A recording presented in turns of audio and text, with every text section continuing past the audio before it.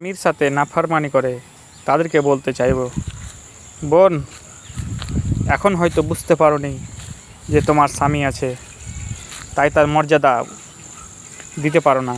কিন্তু যখন স্বামী দুনিয়া থেকে চলে যাবে তখন বুঝতে পারবে যে স্বামী কী জিনিস।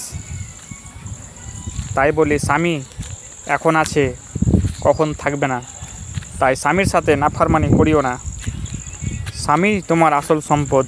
স্বামী ছাড়া তোমার দুনিয়াতে কেউ নাই। স্বামী ছাড়া তোমার দুনিয়াতে আর কেউ নাই। যখন স্বামী হারিয়ে যাবে তখন বাবা মার বাড়িতে যেয়ে থাকবে, তখন সেই বাবা মার বাড়িতেও যে তুমি ভারী হয়ে যাবে। তাই বলি, স্বামীর কথায় কথায় উত্তর না দিয়ে, স্বামীর সাথে উঁচু গলায় কথা না বলে, স্বামীর সাথে সদ্ব্যবহার করে স্বামীর সাথে বসবাস করো। কেননা স্বামী হচ্ছে আসল সম্পদ।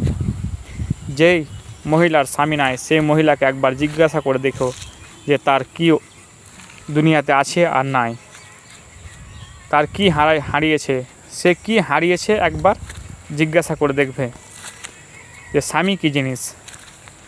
তাই প্রত্যেকটা বোনকে বলতে চাইব, স্বামীকে ভালোবাসো এবং স্বামীর খিদমত করো।